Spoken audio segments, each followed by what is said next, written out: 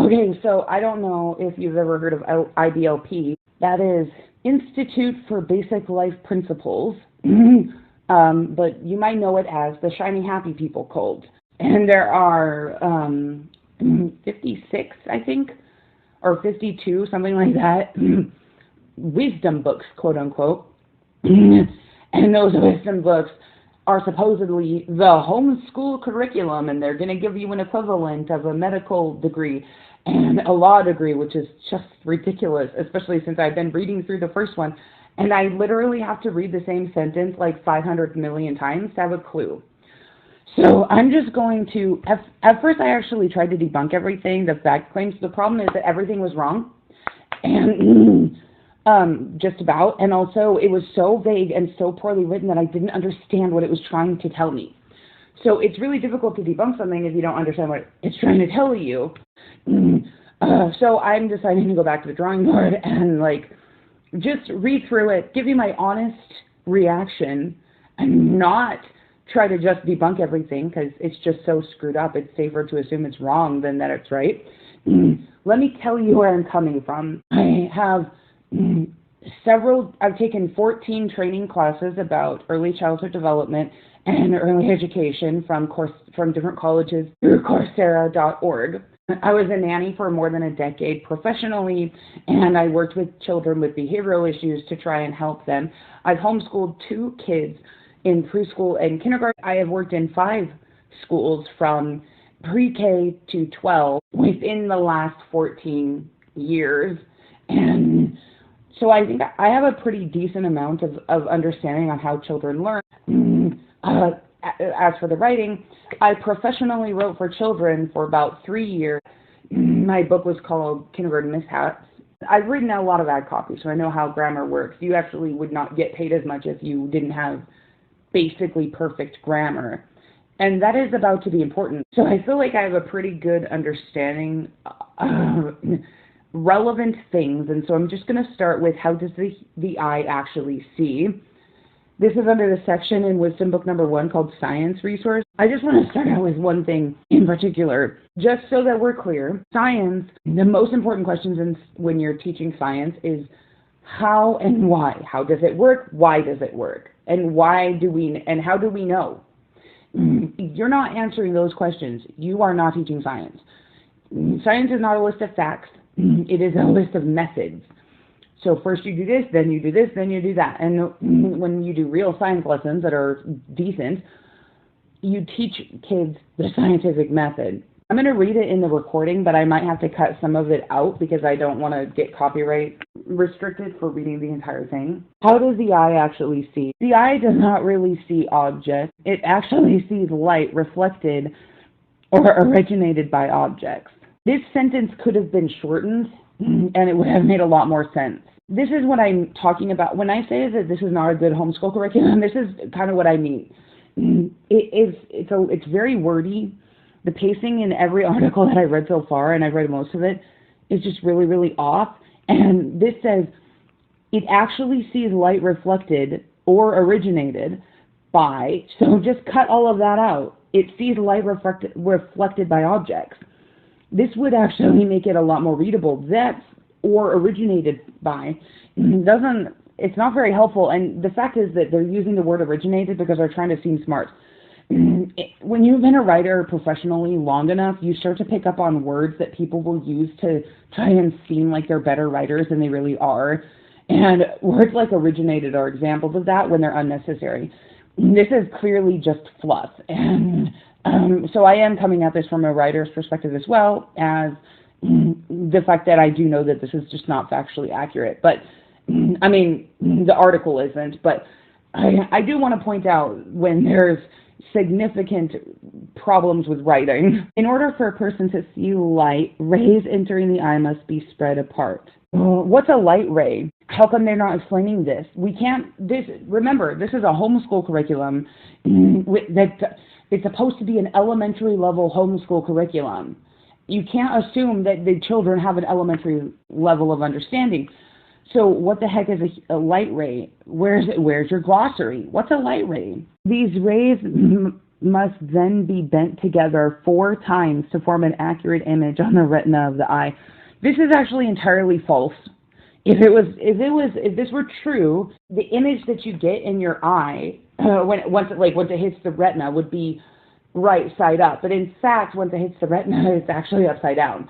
Why? Because so I did have to read ahead because I'm sorry, you can't just read and respond without. I have to read the whole thing a few times so that I at least understand what it's trying to say, since it's so nonsensical. But I did read ahead. This is what they're trying to say in this article. What they're trying to say is the light coming through your eyes gets refracted, although I don't think it uses the term refracted. It just says bent. We need to be clear, let's use proper terms. It's refraction. This article is saying that it gets bent twice through your cornea and twice through your lens. I don't know where they're getting that information. It is just not accurate. And what actually happens is that the light is, quote unquote, bent. It's refracted.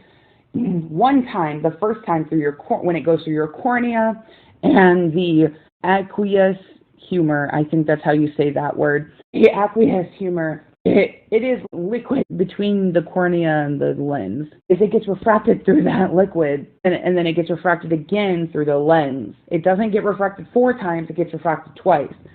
And they don't even use the word refraction in the article. You know what you could do to teach kids about refraction? Which should be so obvious, but you actually get a cup of, a glass cup of water that is see-through, and then put something behind the water, because it's going to flip the image because of refraction. So this is a great way to teach kids about refraction, but not only did they not define refraction here, they didn't use the term. It's just not accurate. The light gets refracted twice, okay? Not 4 times. We don't call it bent, we call it refraction. This is terrible. The eye bends light using a series of curved surfaces and liquids that have different optical densities. Here's the other thing. What is the definition of optical? What is density? What the heck is optical density? When you make a science book, you need to have a glossary, okay? You need to have definitions. Firstly, I think that they need to be teaching the kids what density is. How are they going to do that? And then they need to define optical density. This is exactly what's been going on in my head for months when I've been trying to figure this book out. And the thing is, I'm an adult. It should not be this difficult. If you have written properly, I shouldn't have to spend hours Googling just to understand a single sentence. And I shouldn't have to be trying to figure out what you mean. The thing is, I suspect that they've misused this term, or they could make the sentence simpler. This sentence, the eye bends light using a series of curved surfaces and liquids that have different optical densities. They could simplify the sentence. I just don't know how, because I don't know what it's trying to tell me. A series of curved surfaces? Is there a series of curved surfaces in the eye? So this is the thing. That sentence is talking about the cornea and the lens, so say that. Why not explain that the cornea and the lens are curved, and that is how the light refracts, and then in another sentence, a completely different sentence, explain that there are liquids with different optical densities, explain what optical densities are, and what the different liquids are. Because in this article, I have read it half a dozen times, and I did not get from this article that the aqueous humor and the vitreous humor are liquids. That is not a thing that was obvious to me from this article. It's mashing together things without connecting them clearly. It's using a lot of language that is meant to make them feel or seem like they're intelligent, but really it's just a bunch of fluff. When you have to Google what the heck everything is to understand your homeschool curriculum is not a good one. And there is no way that a parent can teach their kid how your eye sees simply by reading this. They have to go Google it, and if that's the case, just go Google it. Why pay for this homeschool curriculum? The first curved surface is called the cornea. This is how they should have done it. The eye bends light using a series of curved surfaces. Period. Done. End of sentence. Skip that second clause, which is in liquids that have different optical densities. No, just don't include that right now. The eye bends light using a series of curved surfaces, period, done. The first curved surface is called the cornea, so that would make a lot more sense, right? It makes more sense, right? It's easier to follow because now we have in the paragraph, one paragraph is not trying to do too much. Anyways, here's the next thing that happens. The first curved surface, it says the first curved surface is called the cornea. Then it says a third topic in one paragraph, okay? I'm going to read the paragraph, and I want to see if you can count how many topics are in one paragraph, all right? Ready, go. The eye bends light using a series of curved surfaces and liquids that have different optical densities. The first curved surface is called the cornea. It has no blood vessels so that it may be completely transparent.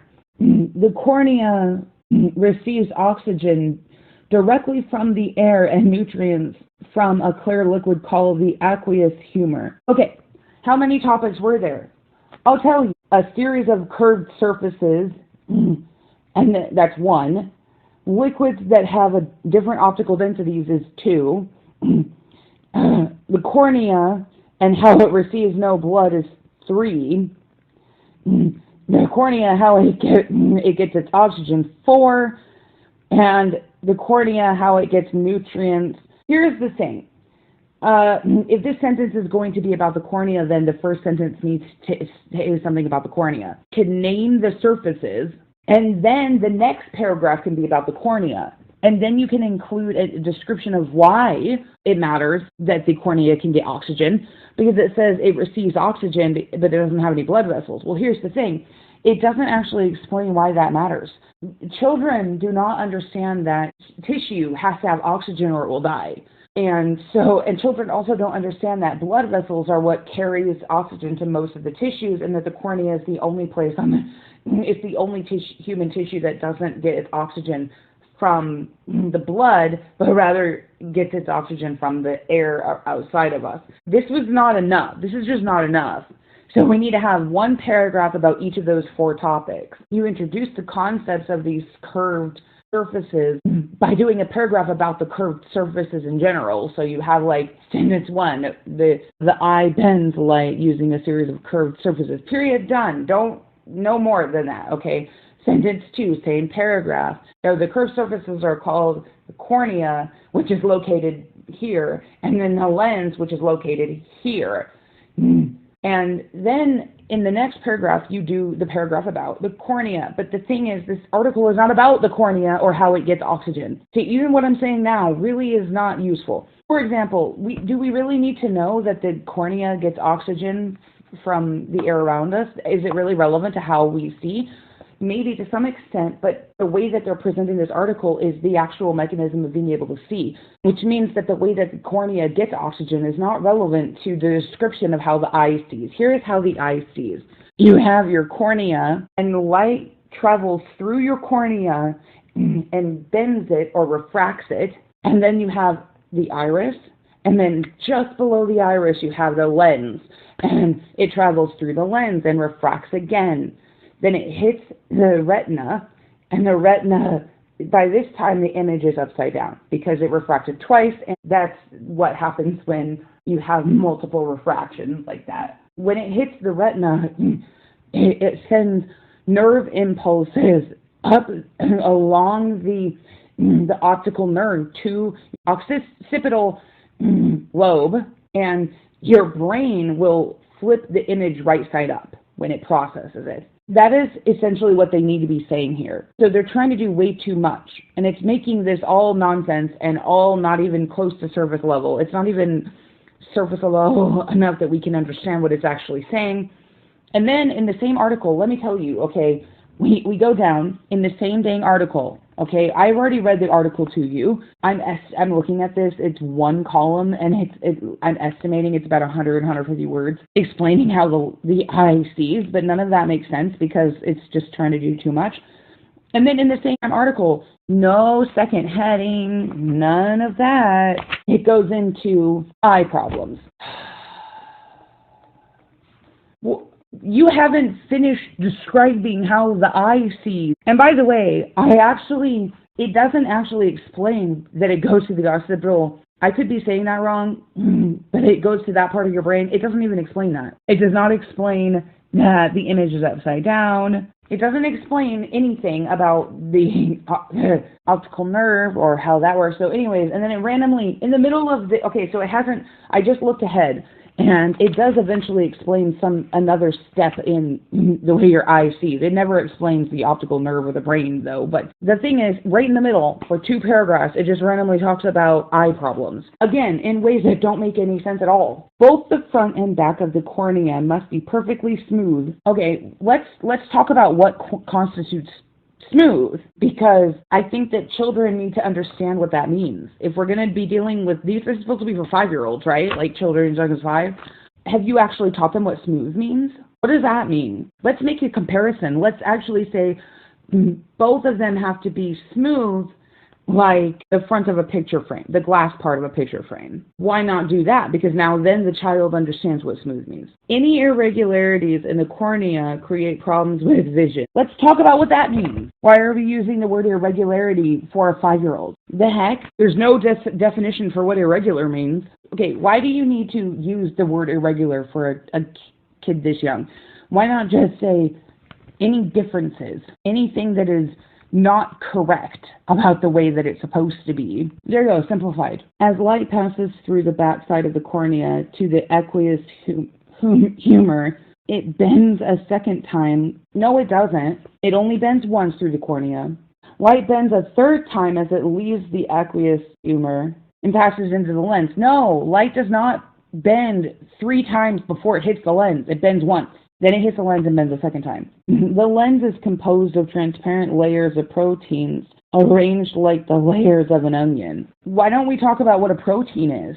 I don't know, just like a thought, just like let's define protein. Because a lot of children, if they know what a protein is at all, they're going to be thinking like red meat. They're not going to, or like cheese. They're not going to be, even if they do think that, which they probably won't. So let's talk about what protein is. You can't just say stuff and then pretend like you're making sense. We're talking about children. You might be able to understand this because you're an adult, but children are children. And if your homeschool curriculum is not something that your child can understand without you having to spend hundreds of hours explaining it, then the homeschool curriculum is not a good one. Since the lens is curved, it also bends light. But unlike the cornea, the lens of the eye is adjustable. It changes shape automatically to bring light, the light of objects into focus. Yeah, that's called your pupil. Can we talk about that? Like, why can't you explain how it actually happens? Like you could actually say, close your eyes in the dark room for 1 whole minute, and then go into the bathroom and turn the bright light on and look at your eyes in the mirror. The dark spot in the middle of your eyes is called your pupil, and your lens adjusts automatically to how much light it's letting in. This is called focusing, and when your eyes, the dark spots open, that's your eyes adjusting. That's how your eyes do it. And when there's a lot of light, well, your eyes will close. I'm sorry, I said that backwards. But there's a lot of light. When a lot of light comes in, what it does is it makes your pupil smaller to let less light in, so it doesn't hurt your eyes, and so you can focus better. So you just have a kid sit in a dark room for 1 minute with their eyes closed, and then immediately they open their eyes when a bright light is shining on them while they're looking in the mirror. And there's no reason they can't do that. If more bending is required, it becomes rounder. What becomes rounder? The pupil? If only a little bending is required, the lens flattens out. The lens flattens out. If more bending is required, it becomes rounder. So what, the lens? Are they trying to tell me that the lens changes shape? Because that is what it would seem. I'm pretty sure they're trying to say that it changes. The release of tension causes the lens to become rounder. That's on Science Direct. Okay, this is what it says. Because the lens is inherently elastic, the release of tension causes the lens to become rounder, which increases its refractive power. The increased curvature of the lens increases the refractive power. The process is called accommodation. Okay, why not explain this in that paragraph? Why not explain that your lens is elastic and explain that elastic is like stretchy? Your lens is stretchy. The lens is elastic, and then parentheses, stretchy. I thought it was trying to say something else. I thought it was trying to say it literally like rounds out on the edges, but that's not exactly what it means. I think that this could be so much simpler if it were just explaining things better and relating it to things that children actually do relate to. There's no examples of things that are relatable. A final bending occurs as light leaves the lens, and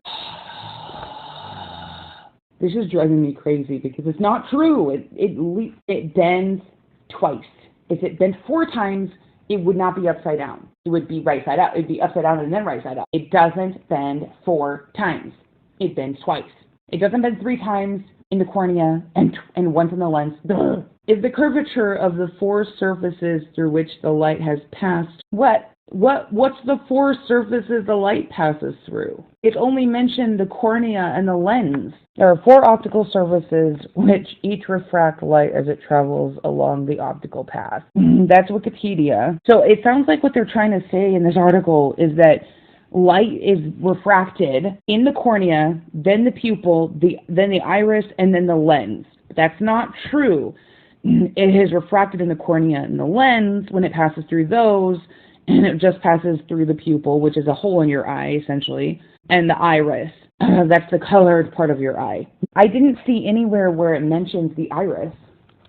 Does the diagram have an image of the iris? No. Wait. If the curvature of the 4 surfaces through which the light has passed is perfect, why are you not mentioning the iris and the pupil? And also, what 4 surfaces? There's 3. There's the pupil is not a surface. It is a hole in your face. And so it passes through the cornea and then through the pupil, which is a hole, and then the iris, and then the lens. I might have gotten the middle 2 backwards, but regardless, it isn't passing through 4 surfaces. There aren't 4 surfaces. And you didn't mention one of the surfaces is a iris. You're not allowed to act like you've completed the article because you didn't even mention what you're talking about. You only mentioned 2 surfaces, the cornea and the lens. If the curvature of the 4 surfaces through which the light has passed is perfect, that light will focus precisely on the back surface of the eyeball at the retina. If any of the 4 surfaces are irregular, the image becomes blurred. Well, okay. Their image, where they have they label 3 parts, or they label 7 parts of the eye. Well, technically they only labeled, 7, never mind. And one of them is the retina, 4. But I looked everywhere. I know where the retina is. I can't find where they included where the retina is in their image. And also, here's the thing. I would really like to know, why didn't they include the next steps? Because that's actually the end of the article, okay? So, and then after that, it just starts going into how your vision problems are associated with sin somehow. That's the end of the article. The problem I have, one of the many, many, many problems, it doesn't give the next steps. Why is it not telling you that the light receptors at the back of your eye are backward, which is also a part of why you don't see perfectly. Oh, also, I just found another image that they're using where it obviously shows that the light refracts twice. Yeah, they're saying it refracts 4 times, but I fail to see where the 4 times it refracts. Anyways, beside the point. Unlike the octopus, in octopus, the photoreceptors are forward, and that means that the light goes straight from their pupil and it goes straight into their retina, which is why they have fewer vision issues. Our photoreceptors are facing backwards. So the light bounces, it goes to the back of our eyeball, bounces off the back of our eyeball, and then into the photoreceptors, the light receptors that are facing away from what we look at. And they're actually facing the back of our eye instead of forward. I would have liked to know why they didn't include that. I can tell you probably, I have a wild guess. They are young earth creationists, and they have to believe that the eye is so amazing and so perfect. And if they teach the kids that their photoreceptors are facing away from what they're looking at, they're facing the back of their eyeball, it would make God's design, perfect, incredible design look really bad. So, but the thing I would imagine that's probably why they didn't explain that the image is upside down and that it actually has to go to a part of your brain to reorient. I don't know, it's a wild guess. This is the problem with having your religion tell you what you have to believe about everything. When you're a child, now these kids are scientifically illiterate. So I would like to know, where are the why questions? Why does it happen that way? How do you know? What science experiments can we do to test these hypotheses? What about images? So let's tell the kids whatever, right? But why isn't there a project associated? Why can't we do a project where we make a periscope and we label the parts of the periscope as it relates to the human eye. Why not go to a fun house and talk about how refraction affects this stuff, the funhouse mirror? Why not get a giant glass of water and put things behind it and on the side of it and in front of it and see what it does, with what light refraction does? I just don't understand why we're claiming this is science and then there's no science at all. Science is not a list of facts. It is methods. And if you're not doing the scientific method, you're not doing science. This is not a science anything. This is, let me tell you what things are, and let me just leave anything out that's inconvenient to me. And let's not do any experiments to explore more about this so that we can understand it and be engaged. That's all I had to say about that. This is going to be a really long thing to edit, so I don't know if it's going to come out. But at the very least, I have it. Let me know if you want me to do another one. I have a ton to say about the articles regarding the language families. I actually wrote a 4-part series on that, and it was just really dull and boring, so I want to redo it. So if you're interested, let me know if you want me to make another response, and I will respond with all of the nonstop problems I had with the language families. Subscribe for more, and comment your experience with this homeschool curriculum if you were raised on it.